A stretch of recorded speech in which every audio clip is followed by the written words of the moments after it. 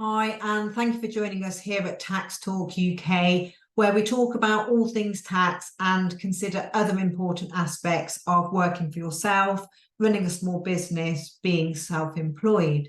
So today I'm going to talk about how to write a business plan, what things to consider and how to go about this. Before I do, if I could please ask you to take a moment to subscribe to our YouTube channel. That way you'll easily be able to refer back to this information if you should need to, as well as being able to navigate to other information that we have available on a whole host of different topics, all aimed at supporting you in your self-employment. If you want to be notified when we upload new information, then please do also turn on the notifications. And you can find our information broadly catalogued in our playlist, which should help you to narrow down the information for the topic or the trading style that is relevant to you or that you're looking for information on. So thank you very much for that. So back then to business plans. So you will, of course, be aware, so the audience that we're talking to, that we're aiming to support are very small businesses, sole traders, micro entities, so sort of fairly small scale. So that is that we are going to talk about business plans with that audience in mind. So regardless though of how big or small you are, how complex your operations are, it is of course important still to have a business plan. And especially if you're a small enterprise, then of course you will understand the pulls on your time, that you need to do this, that you need to do that. There's always so many things to do, and the planning can be one of the first things to go. But it is really important that you do take some time to do some planning, and then also to review your plans. So in terms of what is a business plan, this is really just your thoughts of how you want to progress with the business, what you want the business to do, what you want it to achieve, and how you're going to go about that, the opportunities, the threats, the strengths and the weaknesses. And a lot of people will already have heard about SWOT analyses, where you specifically look at those things. There are a million templates available for you to do your business plan. You can put information, answer questions into a template, and it will compile your business plan. And they're all very well and can be very helpful tools. But the thing that I must stress to you is that the business plan is only worth doing if it's actually going to be used. So if you just end up with a very in-depth document that you don't really understand, you don't ever look at, you don't give any thought into what's going in there, then you are completely wasting your time doing that, and you may as well not do a business plan. So if you understand the template that you're using and you find that that is aimed towards the right sort of things that you need to consider, then I'm not by any means saying don't use a template, but I'm saying that if you look at a template and you find it overwhelming, then don't be afraid to just jot something down, you know, sort of freehand, as it were, without a template. So really, that is what the business plan is. It's your thoughts at the specific point in time. So you would ideally write a business plan before you started trading, and then you would review that on a regular basis. And different businesses will have different timescales where they feel it is appropriate to review the business plan. I would suggest that you want to be reviewing it at least on an annual basis.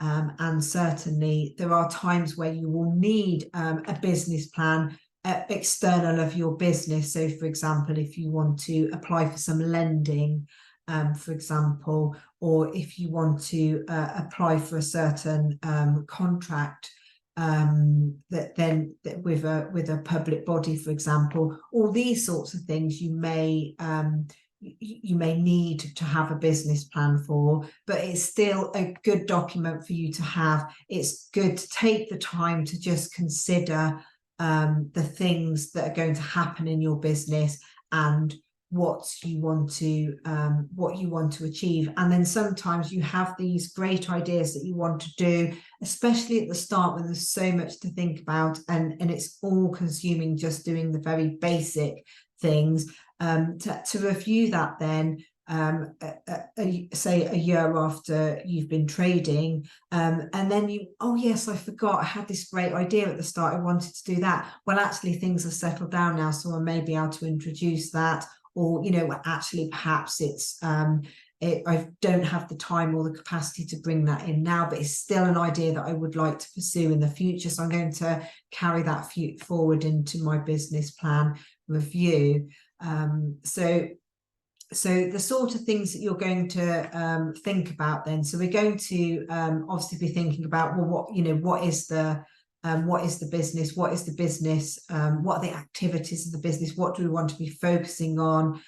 What other things may we need to do? What other activities may we need to do to generate the the new customers? Or what are the activities that are going to be most profitable? Which are the activities that we're going to enjoy doing? Which are the activities that are going to be useful? So we're going to consider the sort of structure of the business in the business plans. So this is like just basically documenting very basic information. The history of the business, why was it decided for this business to be created? How did it come about? The strengths of the business, the weaknesses, and as I mentioned earlier, a SWOT analysis is a great tool, because it somehow feels easier, doesn't it, rather than sort of writing things where you feel you've got to write full paragraphs. A SWOT analysis, you can just on a page just jot the things. And again, it's not about the time that you spend doing your business plan, it's about the value that it adds to your business. So you should also spend some time in your business plan thinking about the markets that you operate in, the industry, and what marketing you feel would be good, what other people do, what seems to be successful. Basically, with the people that are your market, i.e. your target market, where are those people? Where are you going to find them? And not just find them, but get them interested in what you have to offer through your business. So you're going to spend some time considering your competition. And always when we talk about competition, one thing that I like to say is don't try to copy what somebody else is doing, but it's good to observe, see what's successful for that person, see what doesn't work so well, and learn from others' mistakes. But in terms of your competition, you need to operate your business how you want to operate it. Learn from your own mistakes and your own successes as well as other people's, because what you will find is if you are copying somebody else, by definition of somebody copying is always going to be behind the person that they're copying, and you want to be a leader in your field, and have your own aims and objectives. So that's just important to stress, but it's still important to know who your competition are. How will you compete against that competition, and also to establish, are people true competition? Because sometimes in the same industry you may have different levels of in-depth of what is provided, and so therefore it may be somebody is offering the same product as you, but theirs is maybe a cheaper version or a more expensive version, and therefore they may not be operating in the same market. So therefore they are not competition, although you should still, of course, be be following what they're doing. So your customers, so specifically we talked about the market that you're going to be operating in, your target market, but where are those customers? Who are those customers? What do they look like? Who is your target market? So you're going to consider your suppliers as well, who you're going to use, where you're going to be getting your products from. What are your products or services? What are they? What do they look like? What do you want to achieve? And then also, of course, your business plan should include some cash flow and profit and loss forecasting.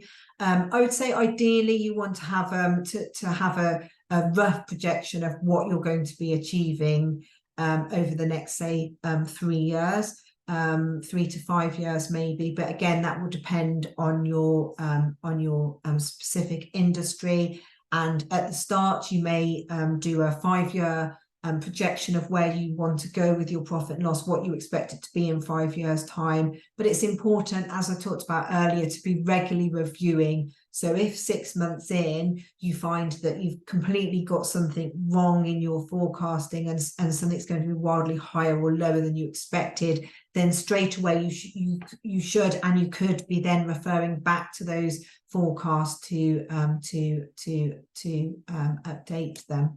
So this is just sort of like an overview to help you start to think of what you should be thinking about when you're looking to set up a business plan.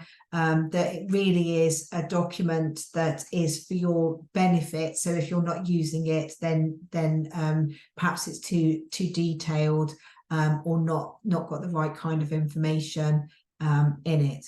So thank you very much for watching, and please do remember to subscribe to the channel. Thank you. Goodbye.